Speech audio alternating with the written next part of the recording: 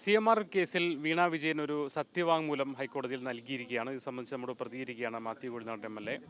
ഇപ്പോൾ AK സെൻറ്ററിൻ്റെ address കൊടുത്ത അടക്കം അതിലൊന്നും പ്രത്യേക അസ്വാഭാവികതകളില്ല, തനിക്ക് ഇതുമായി ബന്ധമില്ല, അല്ലെങ്കിൽ പിതാവിന് മറ്റു ബന്ധമില്ല എന്ന് പറഞ്ഞിട്ടുള്ളൊരു ഒരു പ്രസ്താവന, ഒരു സത്യവാങ്മൂലമാണ് നൽകിയിരിക്കുന്നത്.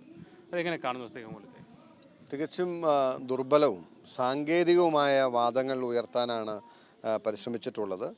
അച്ഛൻ്റെ ബിനാമി കമ്പനിയല്ല, അല്ലെങ്കിൽ ആ നിലയിലുള്ള വാദങ്ങൾ ഉയർത്തുമ്പോൾ, അല്ലെങ്കിൽ അഡ്രസ്സ് നൽകിയത് കേവലം സാങ്കേതികമാണ് എന്നൊക്കെ പറയുമ്പോൾ യഥാർത്ഥ വസ്തുതയിൽ നിന്നും ഒളിച്ചോടാൻ പരിശ്രമിക്കുകയാണ്. കാരണം ഈ കേസിൽ ഉന്നയിച്ചിട്ടുള്ള കാര്യമെന്ന് പറയുന്നത് വീണ പിണറായി വിജയൻ്റെ മകളായിരുന്നുകൊണ്ട് കോടാനുകോടി രൂപ കമ്പനിയിൽ നിന്നും കൈപ്പറ്റുകയും ആ കമ്പനി പരിസ്ഥിതി മലിനീകരണം ഉണ്ടാക്കുന്ന പ്രവർത്തനത്തിൽ ഏർപ്പെടുന്ന കമ്പനിയായിരിക്കെ 2016 മുതൽ വീണയുടെ അച്ഛൻ പരിസ്ഥിതി വകുപ്പ് കൈകാര്യം ചെയ്തു വരുന്നു എന്ന് വരുമ്പോൾ ആ കമ്പനിക്കെതിരെ പെരിയാറിൽ മീൻ ചത്തുപൊങ്ങി, പെരിയാറിൻ്റെ നിറം മാറി, പെരിയാറിൻ്റെ മഞ്ഞ നിറമായി, പെരിയാറിൽ മലിനീകരണം നടന്നു എന്ന് പറഞ്ഞ് ആളുകൾ, അല്ലെങ്കിൽ ആ പ്രദേശവാസികൾ നൂറുകണക്കിന് പരാതികൾ സർക്കാരിലേക്ക് അയച്ചിട്ടും ഒരു നടപടിയും ഈ സർക്കാർ സ്വീകരിച്ചിട്ടില്ല.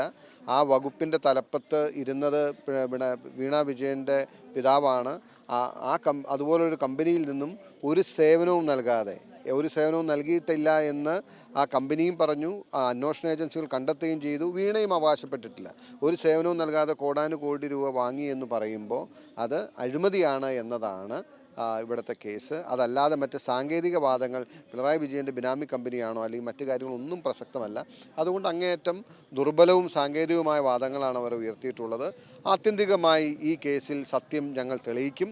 ഏതറ്റം വരെ ഇതിനു വേണ്ടി പോകും.